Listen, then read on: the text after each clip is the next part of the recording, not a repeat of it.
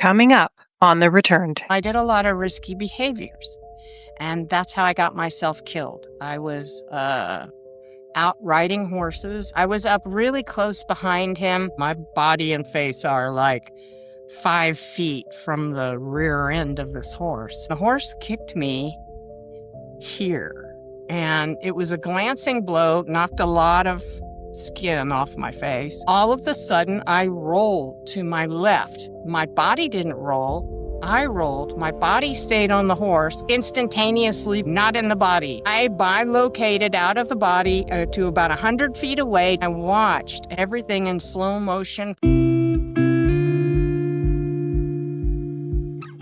Hi, and welcome to The Returned.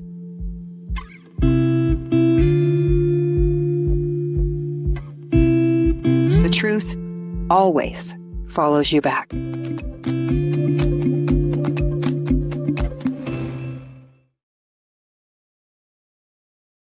Hi, and welcome to The Returned, a place where we share near-death stories, out-of-body experiences, spiritual awakenings, signs from spirit, and the journeys of healers and lightworkers from around the world. So we're in for a treat today. We're sitting with Colleen Callahan, a near-death experiencer, spiritual teacher, and author whose life was forever changed after surviving a devastating horseback riding accident at just 20 years old. Colleen, welcome to The Returned. Thank you so much. I'm very happy to be here. Thanks for having me. Very welcome. Before we get to the heart of our conversation, I like to ground the audience in who you were before everything changed. So, who were you before the accident? What did life look like for you? And did religion or spirituality play a role in your life or your upbringing? Okay, yeah. I knew from the time I was 5 years old that I was accompanied by a very benevolent being who I would say descended upon me whenever things were really sad or frightening. I witnessed me, comforted me, told me internally in a wordless inner voice that I felt in my heart that I was seen and understood. And I was not aware that and just filled me with waves of chi, just rippling through my body. The goosebump effect multiplied many, many times in intensity, and it was an everyday feature of my life many times every day. If I thought a thought that this being wanted me to pay attention to, whoosh, I would get a chi bombardment. If somebody said something that this being wanted me to consider and pay attention to, same thing. So it was the way this being got my attention, just all the time. So it's like going through life as a porcupine. I was raised a fusion of Catholic and Baptist. One side of my family was Baptist and the other side was Catholic. So I went to Catholic school and Catholic mass every week. And when I stayed with my aunt, my great aunt Hilda, she took me to Baptist, Bible study and stuff like that. So I was very pious as a child and as a young adult. I thought that this being that was with me was God. And then I started to become disillusioned. I had asked him at about the age of 12 what his name was, and he said, "Call me Michael." And I knew that wasn't really his name. It was just "Call me Michael. That'll work." And so, but I knew this being loved me and was constantly present. No private thoughts, just constantly there. And I really wanted to please him. But at the age of 15, my whole family, everybody but dad, had said, he's not real, that's an imaginary friend. And so at the age of 15, I saw this. I used to go from about the age of 5 or 6 every day in the summertime in Florida. There was no air conditioning yet. So it would get really hot. And I would go up in the trees every afternoon, about 2 in the afternoon, and start singing to the sky. I got the chief lows when I sang. And so I thought, God was pleased with me when I sang. And so I hoped that if I pleased him, he would send the rain to cool everything down so that we'd be able to sleep that night, right? So every day in the summer, I did this, and I really believed that that was what was bringing the rain every day to Tampa at about between 4 and 6 in the afternoon. Then at the age of 15, and I had already grown kind of disillusioned with churches, but I was still going. And I saw this weather forecast that indicated that the broadcaster was telling about the Bermuda High. His name was Roy Leap. He was my favorite weather forecaster. And the Bermuda High, as it turns out, was a weather pattern that was bringing the rain every day to Tampa at about 4 to 6 in the afternoon. And when I saw this, it dawned on me that it probably hadn't been me at all that was causing the rain. And this caused a real shift in my perceptions. And at that point, I decided everybody in the family, except for dad, was correct, and that Michael was just an imaginary friend, right? So I stopped listening to him. And he was still there, and I didn't hear him in terms of words. I heard him in terms of, that awareness that's without words when you want to do something you shouldn't do, but you ignore it because, you want to. Anyway, so for the next 5 years, all the magic and the feeling of being accompanied and loved and witnessed just drained right out of my life. And it kind of left me, I'd say, depressed and desperate. And so I did a lot of risky behaviors because I didn't like the world. I've always been really sensitive to other people's emotions, and the world felt heavy to me. And so I did a lot of risky behaviors. And that's how I got myself killed. I was out riding horses, and I had done this often. I did a lot of horseback riding, and I brought my friend with me, a little bit younger than me, young lady, and her name was Tammy.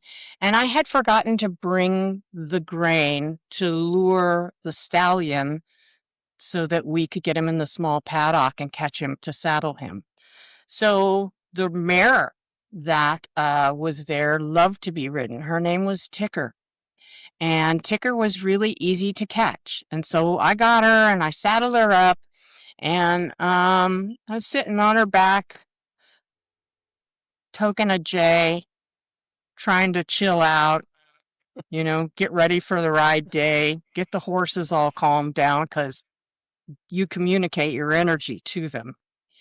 And I thought, well, I told my friend Tammy, I think what I'm going to do is I'm going to ride Ticker because they're very maneuverable barrel mare. I'm going to ride her and chase the stallion into the paddock to catch him. And Tammy and Michael said, that's not a good idea. He was still talking to me all the time, but I didn't listen to him. He said, that's not a good idea. You're not a very good rider. You mostly fall a lot. And I did. I fell off all the time. But I was like made of rubber, and I just bounced and got back on the horse, right? So I ignored Michael, and I told Tammy my plans, and she took the joint from me, and she toked it, and she said, that's not a good idea, man. You're not a very good rider. You fall off all the time. And I said,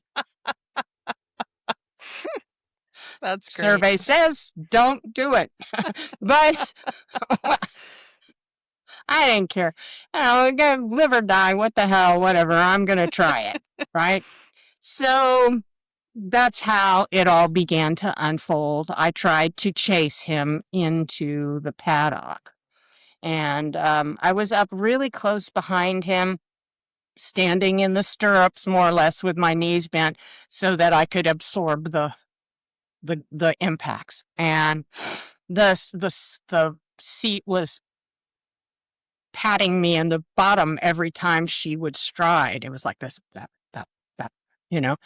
and all of a sudden everything slipped into slow motion. And that's always happened to me when something was about to go down. Time changes. And Michael said, he's kicking. I saw the rump coming up in front of me. Now, I'm not very far from this horse at all. My body and face are like 5 feet from the rear end of this horse. And, I said to Michael, so what? He can't get me up here. Okay, I was clueless. All right. And the horse kicked me here. And it was a glancing blow, knocked a lot of skin off my face, but I never felt the impact because as the rump was rising and Michael said he's kicking and I said, so what? All of a sudden I rolled to my left. Now my body didn't roll. I rolled, my body stayed on the horse, and I had bilocated all the time as a kid. I would just instantaneously be not in the body, no slow pulling out, just first in the body, then over there. Okay, so that's what happened. I bilocated out of the body to about 100 feet away to the edge of the paddock where I was trying to get the horse to go, and I turned around and I watched as everything in slow motion played out. It was so slow that it looked like still frames. Click, click, click. Not like smooth. And the head snapped back. The arms let go. The horse that the body was on ran right out from underneath the body. The body fell back on her rump and bounced 3 strides. And I was thinking, geez, I hope her feet don't get stuck in the stirrups and she gets dragged, right? And then the body went over the rump and landed on its head on the right side here. And then the rest of the body came down, the ribs and then the hips and then the legs hit, boom. And the dust flew up and seemed to hang in the air. And then instantly I was in this lustrous vast. People call it a void, but it's not really a void. Everything is there, but nothing is manifest. Everything's on the brink of being there. Michael calls it quantum eminence, okay? Because everything is on the brink of manifestation. So, I'm in this lustrous vast, and it was like velvet, and it had a sheen like gasoline on water in the sun. It was writhing slowly around me. It felt really good. I felt perfect. I mean, I felt so good that it's not just my being that felt good. I seemed to be aware of, it was like everything that had not really been the real me, that had been associated and conditioned for me to relate to it as me, it belonged to the body. It belonged to the body and the story and the timeline and the history. And all of that fell off with the body, leaving nothing but the perfect consciousness, right?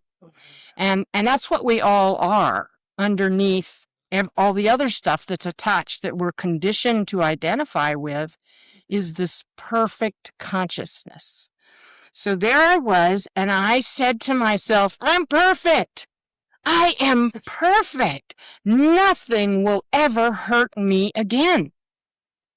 That was my first thought. Nothing's going to ever hurt me again. And I was just like really happy about this.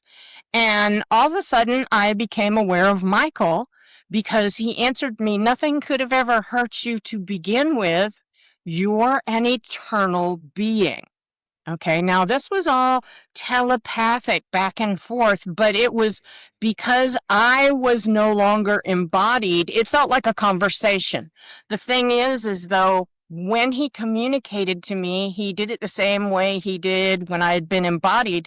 He would give me these huge concepts that would take me maybe 20 or 30 seconds to explain, but they were instantaneously transferred, right? So he said, nothing could have ever hurt you to begin with. You are an eternal being. And I said, well, if that's true, and I can tell it is, I could taste the verity of what he was saying. It was like I recognized him by his electromagnetic signature. I recognized truth that he said to me by a sort of taste to it. It's like you sample it and know, yes, I can tell that's true. And I said, if that's true, and I can tell it is, why was it all so scary? And he said, because you believed you could suffer loss and die. And the experience had to be intensified with that belief so that you would take it seriously. Because if you did not take it seriously, you wouldn't have learned what you went there to learn, and you wouldn't have done what you went there to do. Now, at that moment, I became aware that the world is essentially a dream. Okay? It is a dream happening in the greater consciousness that is that lustrous vast. It's just a dream that consciousness goes into by shrinking its identification with its perfect self down, down, down, down, down into a very specific self with a body, a history, a story, a mind that has been conditioned over the years. He said, we had to intensify it so that you would believe in it. And that's when I was like, oh yeah, because it's just a dream. When you wake up from a bad dream, you go, oof, I'm so glad I realized nothing in the dream could have ever hurt me because my reality springs from a higher order. That's where I was at that moment in my understanding. Wow, okay, it's just a dream. I'm eternal. I get that. So I said, well, I can't remember why I went there. Could you remind me? And he said, you went to summon your will. And this was very specific, to summon your will. And I said, you mean I went through all that just to decide what I wanted, what I liked? I went through all that suffering just to know what I liked? And he said, no, you misunderstand what I mean by the will. I have to show you. So then began a series of vignettes. The first one, I was an 18-month-old baby. This was a life review, but it was only specific vignettes that were chosen to demonstrate the principle of the will. Okay? So the first one was I was an 18-month-old baby. My mother was there. I was laying on the floor screaming and crying because she had just put my first pair of brand new shoes on my feet. And I thought she had tied me to the ground. They were very uncomfortable. They really hurt my feet. I did not want them. I was barefoot as much as possible as a child. And that's the number one thing Mom was always saying to me is, where are your shoes? Because I was always taking them off. Anyway, so I was very upset, and Mom, I was Mom. I was not only the baby, I was not only me watching, remembering the life, that incident, I was my mother. And I felt Mom's emotions, and Mom we didn't have much money, and she had saved money to get these shoes for me. And she had been looking forward to giving me the shoes. It should have been a joyous event. Because I was always getting stickers in my feet, and she was trying to protect my feet. And because I had labeled the situation as a horror, as the child was going, no, no, no, no, no, I don't want these. All right. I had taken what should have been a good thing from Mom's point of view, and I had made it a horror show, a terrible thing. It had been a real downer for her, and it had been very unhappy for me. So as soon as I realized this, suddenly I was back with Michael. I was no longer immersed in that scene. I was back with him in the lustrous past. And I said, did I take a good situation and make it a bad situation by the way I labeled it? And he said, yeah, that's exactly what you did. All right.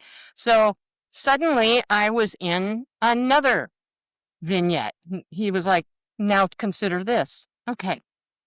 In this particular vignette, it's really odd because I had left my body during the episode. I was being assaulted as a 5-year-old, and I had left my body during the assault, and so I was present, and the 5-year-old was aware of my presence. Okay, the 5-year-old I had been, this is some kind of weird time loop, because when the 5-year-old left her body, she was aware of my presence. Okay. And I was observing this and observing that I had discovered Michael because of that assault as present and with me. That was the first time I had encountered him.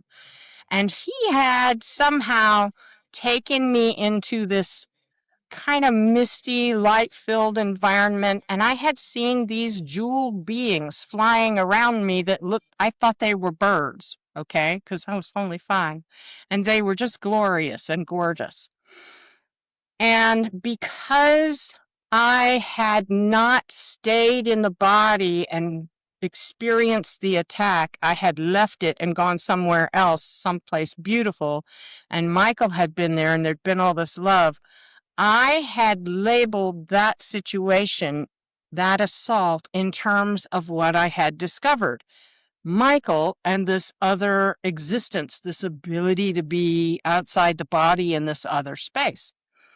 And so suddenly, with that realization, I was back with Michael. And I said, did I redefine the significance of that attack by finding you, and by that lovely experience in the mist, and make a bad thing into a good thing? Did I reassign the significance in a way that redeemed it somehow? And he said, that's exactly the point. Yes, that's what you did. So the first one was you took a good thing and you made it a bad thing. And then the second one, you took a bad thing and you labeled it in terms of that other experience instead of the body's experience. And you made it a good thing. You made it blessed. So it was what I had done with my attention and my labeling that determined how I had experienced those two events. Then the third event was my dad, and Dad used to blister my bottom almost every day. And that was just the way he was raised. I'm 67 years old, and, Dad being older than me that much, like in his early 30s, late 20s, that's the way he had been raised, so he didn't know any better. And he had been doing this quite a bit, and he was switching my legs with a switch. And I had endured this enough that I had decided that I wasn't going to cry this time, that I was like 10 years old, 11 years old, and I was going to ask him a question and try to break through to him, because he was trying to make me do things that I wanted to do just to please him. And because he kept trying to make me do them, he wasn't giving me a chance to do them voluntarily. So I looked at him and I said, as he's striking me, how will you ever know I'm doing what you want me to do because I love you if you think I'm doing it because I'm scared of you? Okay. And he was dumbstruck. He was just, and he dropped the switch and he dropped down on his knees and took me into his arms, and he was weeping silently. His body was trembling. And he said, give me back he had given me his pocket knife to cut the switch before the spanking. And he said, give me back my pocket knife, honey. You're never going to need it again. Okay. So what I got from that was that because of the way I had focused my attention and labeled the situation as an opportunity to break through to him, instead of as a terrible thing he was doing, it was an opportunity to break through to him, that I had literally changed the course of both of our lives. Okay. So, and he never did spank me again after that day. We started having long talks. Every time he would have spanked me, he took me into the garage to sit down and talk about the situation, right? So it really changed the course of our lives. And so whoosh, seeing that, I was back with Michael again. And I was like, I was just joyous. And I was like, did I change the course of our lives by seeing that as an opportunity instead of a horror show? And he was just exactly right. The way you labeled it changed it from just another abuse to an opportunity to break through to him. And you changed his life and your life by doing that. So there was one more, and it was kind of an interesting one because it was at the house I had been born in which we still owned for a few years. As I grew older, and it went a little bit backwards in time, and it was an incident where Mom was in the house at the kitchen, and I had come out the back screen door, and I heard the screen door whack and then whack, whack, because they bounce in the frame. And I was on the carport and it was cool and shady there and I was barefoot and the cold concrete was coming up through my feet and I smelled apple pie and then I heard the screen door open, the spring goes, it sings as you pull it taut. And she leaned out the door and she had that piece of apple pie, literally in a napkin, and gave it to me, still warm, to eat outside. And I was just joyous in the moment, completely focused in that moment and relaxed. And it was just a beautiful day, not particularly anything out of the ordinary except my attitude. My attitude was joyous, and so it took a very mundane situation and made it enchanted. I was watching the bumblebees on the flowers, the vines, the trumpet vines that were strung down the fence line, and I was watching the bees, and I was just loving the world. And in that love, there was great power to transform the mundane into the extraordinary. Okay. But it was what I was doing with my attention and my labeling that was making all of this the way it seems. So I was back with Michael and I was like, okay, now I see my will is my ability to focus my attention and use what I label a situation to make it go the way that is better, to make it experienced the way that I prefer. That is my will that I was to summon. And we do this because the world, as the godlings that we are all godlings. We are baby gods in a way.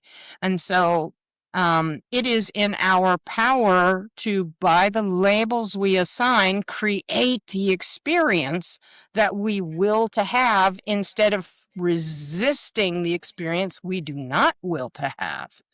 Okay, so if you resist it and you get angry about it or whatever, you're going to make it worse. Whereas if you use your attention to focus on what you prefer, you don't think, not that, dear God, not that. You think, this is what I will. Yes, this is beautiful.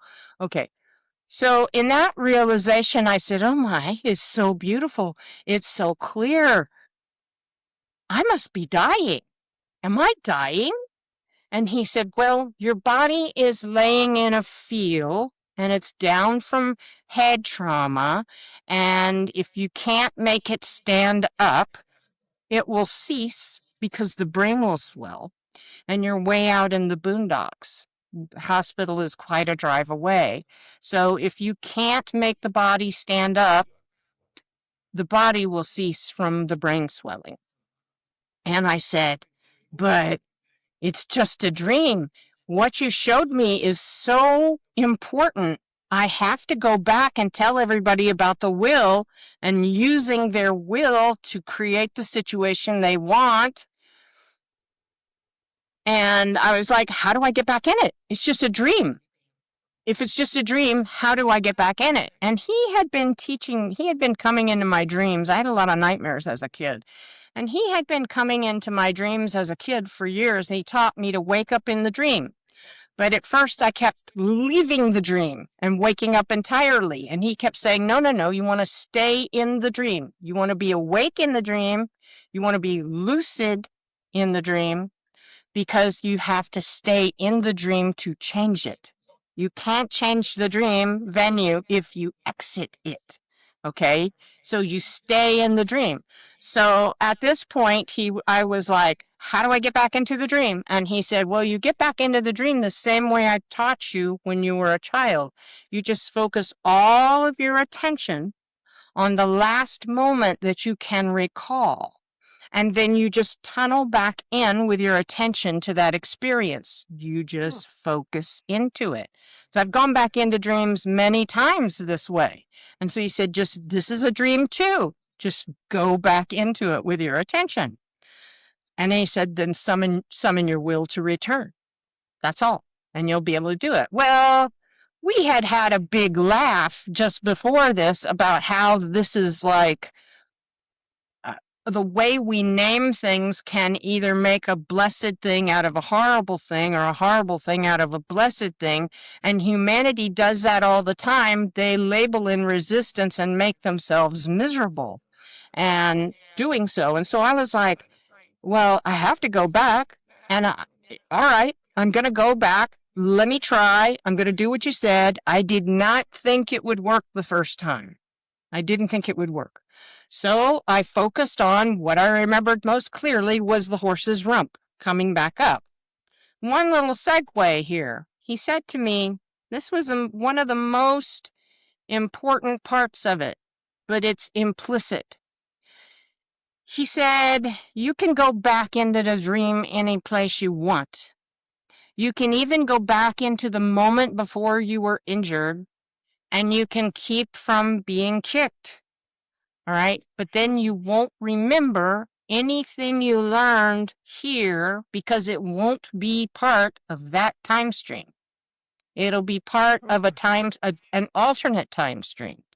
So if you want to carry this back and tell everybody about it so they stop making themselves miserable, because it would end all suffering if people learned how to wield their will. Okay. I said, you have to go back into the last moment. The last moment contains nested within it like Russian dolls, okay, every antecedent event, every antecedent condition, forgetting the grain, etc., all of that led to the outcome that brought you here. So if you want to take what you learned here back in there, you have to go back in through the last moment. So what was the last moment you can clearly recall being in your body? And it was the horse's rump lifting just before I had bilocated, right? So I focused. I didn't even say goodbye because I didn't think it would work. I'm essentially raising myself from the dead, okay? That's essentially what I'm going to do. And I didn't think it was going to work. But I tried it, and I focused on it, and I heard the horse's hooves, the one I was riding and the one in front of me, and I saw the rump rising, right? And I willed to be back, and I was like a rushing wind, woof, back into my body. And I awakened in the body, started trying to get up off of the ground. And my friend who was there, Tammy, kept trying to hold me down, saying, stay down, you're really hurt. And I was ignoring her. She told me, Tammy told me, because I was in and out of it, not quite all there yet. And she tells me at first I wasn't even looking at her or listening to her. I just kept trying to get up like she wasn't there. And finally she said, suddenly you just stopped and you looked me in the eyes and you very calmly said to me, Tammy, I have to stand up. Please help me to stand. And she said, you seemed so lucid, you seemed so yourself, that I started trying to help you get up. And it took us 3 tries. And I remember trying to coordinate with her efforts to lift me. And we finally got me to my feet. And I was in a very bad way. I had really serious brain damage, and it felt like I was upside down. She pulled the bandana off my head, and I remember the feeling of her thumb going underneath the bandana against my forehead. And then she said, stay here. And I was just wavering on my feet, right?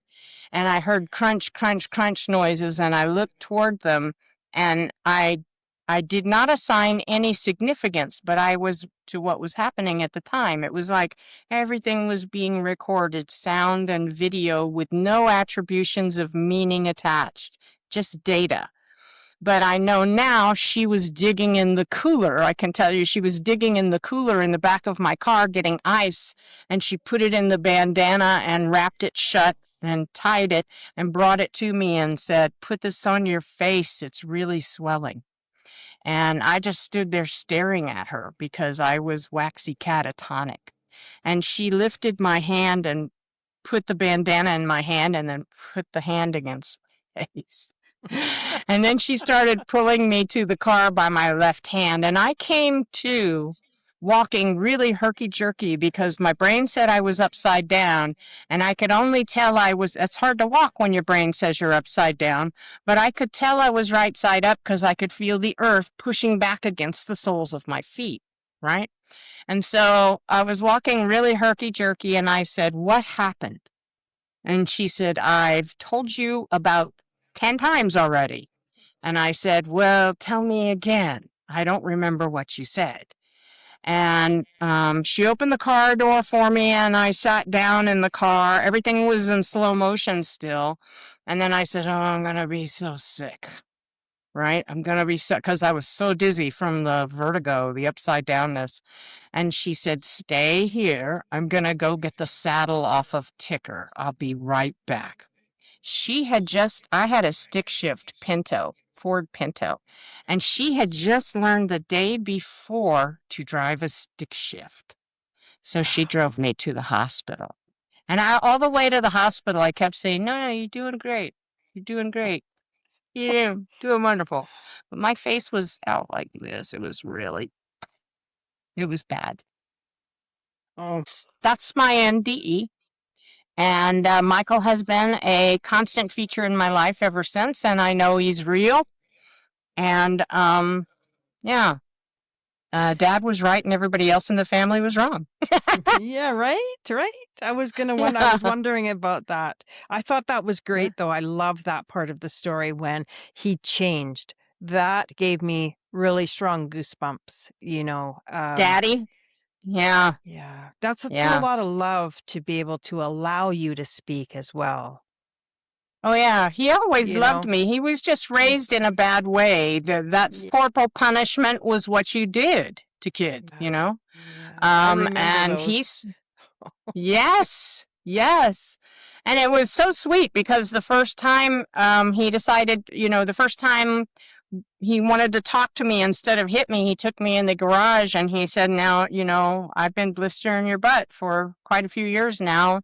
Seems like a day doesn't go by that I don't have to do it at least once, and I hate it. And it's making both of us Oh, crazy, and I'm not going to do it anymore. And then he said, from now on, I'm going to bring you in here and we're going to talk, and you're going to get to ask. I know you're scared of me. I know you're really scared of me, but I want you, even though I don't deserve it, I want you to trust me and let me help you. And you can ask all the questions you want to ask and just be respectful. Ask anything you like, and I'm going to be respectful to you and I'm going to answer. I So, love yeah, he and I became best friends after that. Oh, It was fantastic. It changed everything. that warms my heart. It really does. Hmm. Your story is a doozy, isn't it?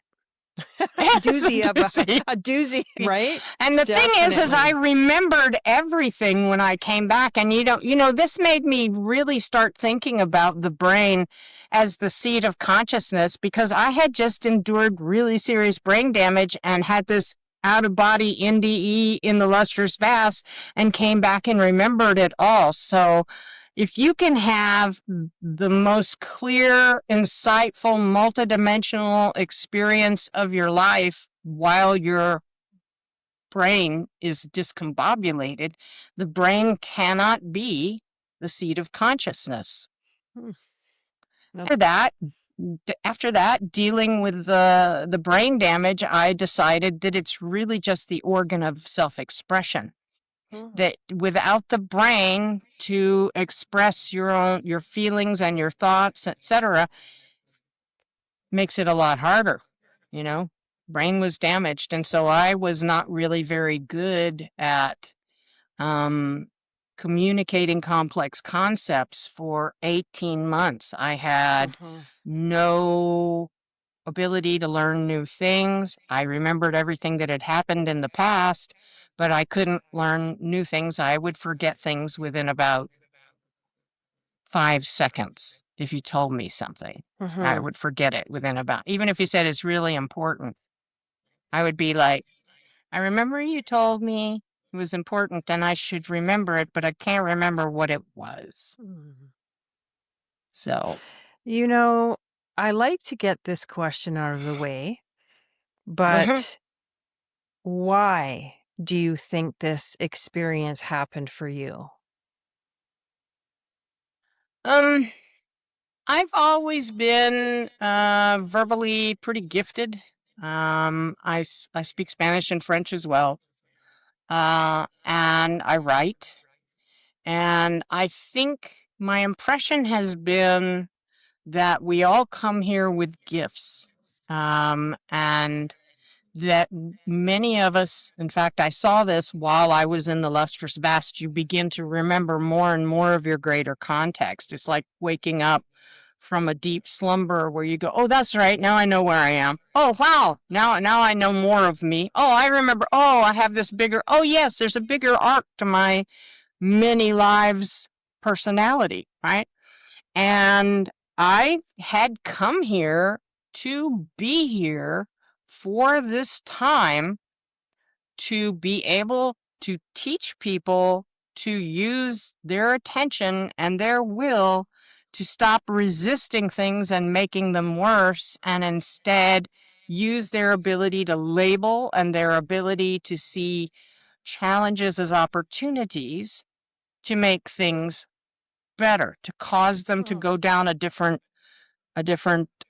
time stream, okay? Because time is branching constantly every second. It can go well, it can go not so good, it can go really bad. So you've got all of these opportunities constantly to make choices to turn what appears to be challenging or difficult situations into beautiful outcomes and opportunities where you're affecting people in a very positive way, like I did with Dad that day. So I believe that that has always been my intention. I know I was overwhelmed with love and experienced myself as love in the form of massive compassion for humanity and for the world. I loved the world and I wanted to be back in it in order to be with the team of people who had all, like me, come here to be here at this time where it's really quite critical that we all learn to summon our wills and use our attention and wield our will in order to create the outcomes we want instead of to disastrous consequences. And I get the impression humanity has wiped itself out over and over again and had to start over on this planet. And we developed technology before our emotional maturity as a species has gotten where it needs to be to handle those technologies like AI, etc. All of these methods of destruction that we have, and we need to develop the spiritual and emotional maturity to handle these things right now, or we're looking at things going down a path of destruction. So that's what I came back for. And that's what I believe I initially came here for. And that the gifts that I have for explaining stories like this and their significance, at least from my point of view, is pivotal to that. And I mean, like, you're a podcaster, and your ability to put these things together and then bring these stories to the world help in that same endeavor. So I regard all the NDE podcasters to be part of the same team that I came back to be with. So that's that. Speaking of consciousness shaping, how do we find the balance between taking responsibility for our lives without blaming ourselves for the painful things that happen to us? Okay. Blame is such a destructive concept. I Okay. know. We need to replace the concept of blame with the concept of cause, the concept of doing. Don't say this is your fault. It is your doing. It is the consequence of your doing. It is the consequence of your choosing. This is a much more neutral way to address it so that there's no shame involved. That blame is shame, okay? Let's substitute instead causality, consequences, natural consequences of the behaviors we engage in unconsciously, okay, and learn instead to engage consciously in helpful behaviors, like not saying it's all your fault or it's all my fault. Say, I can see how I contributed to this outcome, but there should be no shame in it, because shame is a destructive emotion. Michael says to me, listen, he has grown a voice since 1995. I now hear him in my head like you hear a song in your head, right? And he says, listen to me. Blame is cause, and cause is power. And if you throw away your power to avoid blame, you have missed the point. Okay? The point is, you are a godling, you are at cause. It should be your objective to be at cause instead of at effect. Okay? You don't want to say, look what's happening to me. Things are happening for you. They are there to teach you. And then they are also happening through you, because the way you perceive it is a function of the labels you're assigning. Okay? So you have the power to find good in trials. You have the power, we all do, to turn challenges into opportunities. Michael taught me lucidity as a child in dreams, and now I teach lucidity in your waking life. Because if you are aware of yourself as consciousness itself with the power to change, to choose your labels, to not make someone wrong and to blame, and instead say, yes, it's your doing, but you have the power, now that you see that, to change your doing to reach a different outcome. Okay, so if we focus on that ability, as we shift our identification away from the self-talk that condemns and the self-talk that actually disempowers us, to being identified as the consciousness who chooses the self-talk, the consciousness that says, I'm the architect of my self-talk. We then reach the power of our godly estate to change the outcomes from being tragic to being outcomes that are helpful to everyone.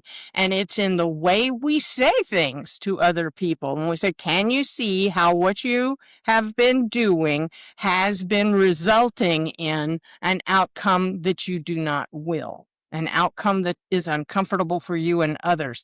And if they can see it because you presented it in a neutral way instead of this is all your fault. Now look what you made me do.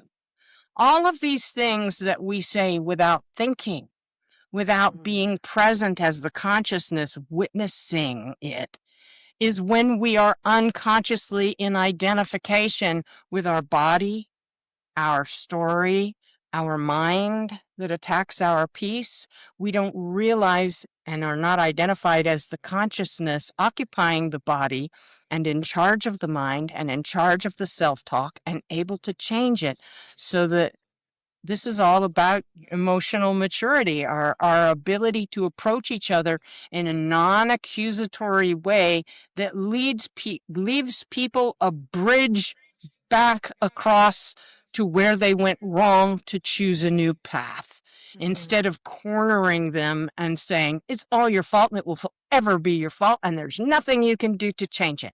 And that's the way we tend to get when we get angry and identified with our angry self-talk. Look what you caused, you son of a... Okay. We get in that headspace, we're not going to be effective. We're going to accuse each other and make each other bad, make each other wrong, instead of saying, yes, this is all the result of your unconscious doing, your unconscious identification with self-talk, thoughts, your story that caused you to habitually respond in a way that led down this negative chain of events. And really, that's all karma is. Karma is the momentum of your conditioned, habitual ways of responding. Okay? And as soon as you are lucid, no longer identified with any of that, but you have become identified as the consciousness in charge of all that, that is lucidity in the dream of the world. And this is a dream. Each one of us uses words to cast a spell, an enchantment over our experience. If we're saying this is horrible, this is terrible, this is just not, no, the enchantment is one of terrible outcomes. If we say instead, this is a brilliant learning opportunity, because people right now can see how the choices they made out of anger and hatred and fear led to where we are now. And then if they can see that, because it's an opportunity, we're at a crossroads, then they can become conscious and choose otherwise. It's about seeing how the choice you're making habitually is leading you where you don't really want to go. And so the And it keeps doing it. So it's like self-talk, self-love, and all those things come in, but it's also conditioning is It is kind of what I'm hearing 100%. from you. It is 100% conditioning, because you come into a baby body and you know why you're here, and then right away your brain begins to be conditioned to the no and the what you can do and what you can't do, and who shows up with the bottle and changes your diapers, etc. And all that conditioning layers and layers and layers. And then if you're fortunate, and I still have seizures from the brain damage, okay? 47 years later, I've lived all this time with multiple seizures a day, and I consider it one of the greatest blessings of my life, okay? Because we've all had this experience. You come out of one room, the first room, you go into the second room to do or get something, and you can't remember why. Oh my God, that's the story of my life. And then you have a near-death experience and you're back in the first room. And you remember why you came here. So at 20 years old, I got yanked back out of the second room and reminded, this is why you came here. Your will was to give this to the world. Okay, lucidity in the dream of the world. Stop casting unhappy enchantments over your life by the self-talk you unconsciously choose. That's your karma in operation. Once you're identified as the consciousness, observing your mind, observing the self-talk, and the architect able to change that self-talk. Once you observe that, then all potentials are open for you, because it's an opportunity. It's all opportunities. It's like I went through Lexapro withdrawals in 2021, and it was a horrible experience, because it was like walking through hell constantly, a terrible dream I couldn't waken from. But what happened was, in order to keep my body and my mind from killing the body, because the impulse was constantly there. I had to pull away from identification and with the body and the self-talk and observe them Mhm. and observe how untrue my self-talk was and how destructive my self-talk was and how it was just making me more miserable. And the more I did that, the more I shifted into being consciousness itself, and I became more and more lucid in the dream of the world. And I am aware of the enchantments we all cast over our own experience by the things we're saying to ourselves and each other unconsciously because of our conditioning. Ooh, that's like music to my ears, and I'm not even kidding. You know, after everything you experience, what do you believe is the greatest misunderstanding humanity has about who we really are? Well, we think we're our bodies. We Mhm. think we're our social standing. We think we are the number of followers we have. We Yes. think we are our income. We think we are our situation, our circumstances. We think we are worthy or unworthy or cool or not cool based on all of that stuff. We think we are our minds. We don't even realize we think we are our minds. But every time you get sucked in, we get sucked in to, for instance, now I don't want to walk on anybody's toes, but grief. Grief is a big one for me because one of the vows I made, the first holy vow I ever made, I was 12 years old. My granddaddy had just died, and I vowed to defeat death in this lifetime. I said I would wipe it from the world. Well, I have for me. Death is not real. There is no death. Your body falls off and the continuity of who you are remains. Okay? We can only experience someone else's death by witnessing the body. Michael says death is what those who imagine themselves to be the living call a corpse. Okay, other than that, it has no reality. The evidence left behind in the dream is your corpse, that you were there. That's death. That's the extent of it. But people make it a horrible thing instead of realizing that person is in bliss. That person whose body has fallen off is on instant vacay. They are having a fantastic time. They are perfect. And instead, we focus on the loss. I have noticed with all the deaths that have occurred in my life, and there have been many, many, many, many, many, okay, that grief feels to me exactly like love. Until I say, they're gone. And if I stay focused in the love that is eternally present, instead of the semblance of loss, because it's just an illusion, I can either hypnotize myself into the illusion of loss and grieve,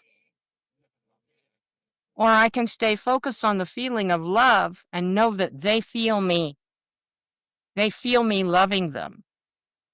Okay, there is no separation. All right. So when we are identified with our mind because we're conditioned by society to say, of course you should grieve. Of course you should feel terrible. Of course. Okay, well, no, you shouldn't. But of course you do because that's the way you have been trained. It doesn't make you a ghoul to stay focused on your most precious memories of that person. I see my dad. I see my mom. I see my cats and dogs that have died. I see the fish in the aquarium that I have lost, right? I see them in mind's eye here because this is where we're joined to everything in consciousness. And I point to this because that's what we think of as consciousness. But of course, that's not it. Okay. But the point is, it's the inner eye. It's the inner eye and the inner ears, and you can still hear them. You can still see them, still interact with them. They never leave us. I love that so much. So You know, there's the main. that is so I couldn't agree more. Colleen, after everything you've experienced, do you believe it's a place we go after death, another dimension that exists alongside this one? Or is it something far beyond human understanding? Okay. This is I write fiction as well as nonfiction. And my experience has been and is that everything is in the lustrous vast of quantum eminence. That is basically joint mind space where all awarenesses overlap. Okay, so the lustrous vast is quantum eminence, as Michael calls it. And he calls it that because everything is on the brink of materializing there. And if you enter quantum eminence without a guide or without the ability to direct your thoughts, you might think scary things and manifest for yourself because you're a godling centered in quantum eminence. You might manifest for yourself a hellish or frightening experience. Right. But if you go there in charge of your thoughts, in charge of your self-talk, in charge of your awareness and your attention, which is constantly being attacked in this world today. Okay. And it's being attacked just briefly because what we are is so powerful and so constantly in our face present that we have to be distracted constantly or we will discover, oh, look, I've been here all along. The presence. I'm not the body, not the mind, not the story, not any of this. I'm just this consciousness. And it's always there, but our attention is being attacked to keep us from noticing ourselves present. Okay. So this is actually the very best time to notice ourselves as present there. But what we are is, once everything is in the lustrous vast, everything, all the worlds, all the dream venues, all worlds are dream venues. The truth is unity. Everything else is dreams. So the main question is, the most important question is, how lucidly are you dreaming these dreams? Because if you are lucid in those dreams, only the lucid dreamer can change the dream. But you must stay in the dream venue to change the venue. Okay? So everything's in the lustrous vast. And if you are lucid, you can navigate the lustrous vast. And by focusing your attention, tunnel into multiple other dream venues that are available, that are paradisical or whatever. You can go down the tunnel of light, which is someone else's imagifestational work. They have imagifested that venue by investing huge amounts of attention into it to create it as a reality we can share. So you can go into someone else's work. You can do your own world. You can create your own work. In fact, PMH Atwater talked about doing that when she had one of her near-death experiences. She created her own world out of her imagifestational power. Okay? So that's what I've done more or less with my fiction work. I have imagifested in great detail these other worlds, and when I leave here, I plan on going there. Okay? Because they're dreams just like any other dream. So, yeah. Wow. I think that answered your question. Oh, absolutely. Oh, yeah, and more. It was excellent. Thank you so very much. Thank you. Everything you're saying is sending the tingles up my whole body, up my neck. And that's how I always know that it's yes. I've carried that with me my whole life as well. Yes. Feeling from, it's such a great feeling. The whooshes. Now, yes. I want to ask you, tell us who Michael is. Who is Michael to you? When I asked Michael about this, he said, okay, first of all, he showed me herukas. Do you know what that is? And heruka, it's a pair of spirits, male and female, okay, conjoined together in experience, all right?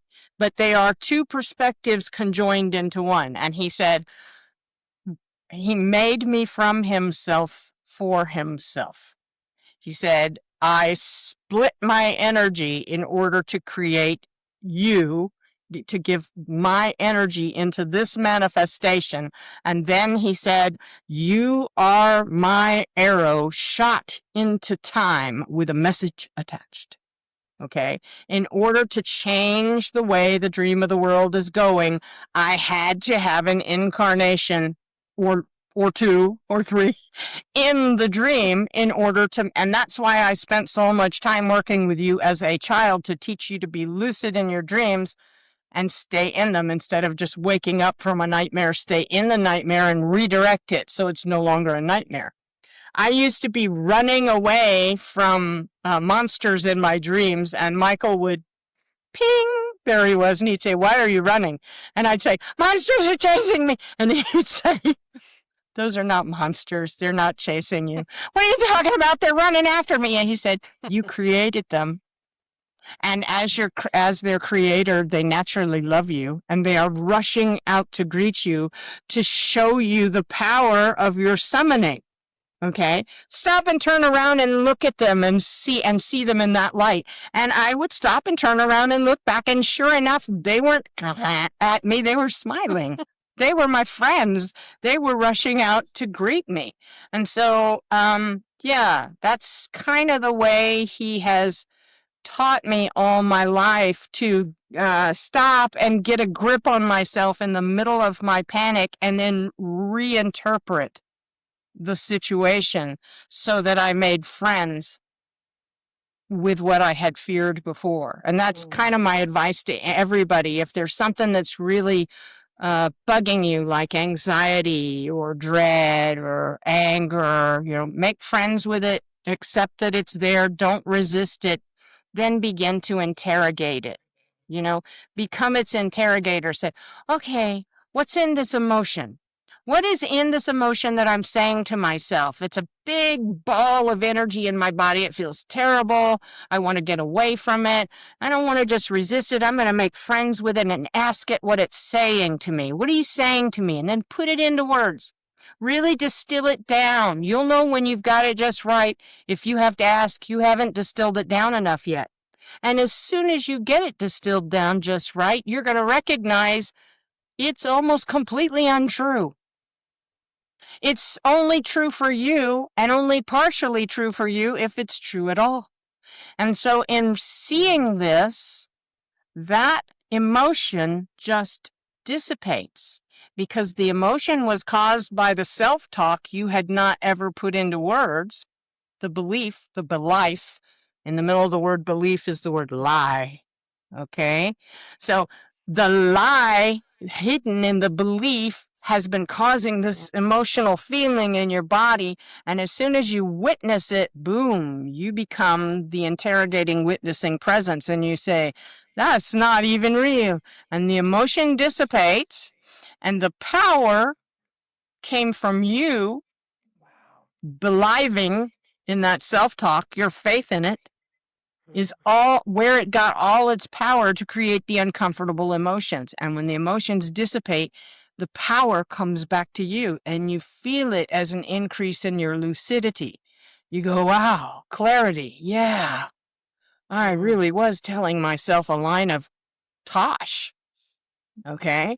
And it was making me miserable. So now what's a better truth that I can write in the place of that self-talk that had been limiting me and causing me to have the karma of unconsciously creating more misery for myself? What can I say to myself that is true and takes me down the loving path of experience that I prefer? I love that so very much. It really I works. know that we didn't even scratch the surface. We didn't. And I would really love to have you back, because this, I find, is such an enjoyable conversation. So for those who feel drawn to you, where can they find your services, your work, your published works, and where can people find and connect with you? Crackedpotpublishing.com. I'm reckoning you'll probably put a link for me in your description under the video. That'll help. And you can find my fiction and my nonfiction there. And if you want to get a direct coaching on lucidity with me, you can sign up there for it under Consult a Lucid Oracle. And I do that. And I do tarot card readings for people. And I do channeled tarot card and regular readings, just where I help the person find their way to interrogate their own self-talk and become more the conscious creator of their own mental universe, where they're creating a happier outcome, not only just for themselves, but interpersonally, because the buttons that your loved ones used to push all the time and upset you, that goes away. All your relationships, the more lucid you get, your relationships just smooth out and they become more lucid, the people you're loving and working with, because a rising tide lifts all ships. I can't thank you enough for your openness, your courage, for sharing such a deeply transformative journey. Your story reminds us that life's most devastating moments can become the doorway to a profound awakening, healing, and a greater understanding of who we truly are. Thank you for bringing your light, your love, and your truth to the returned today. Thank you. I really enjoyed it. Look forward to coming back anytime. I love you all.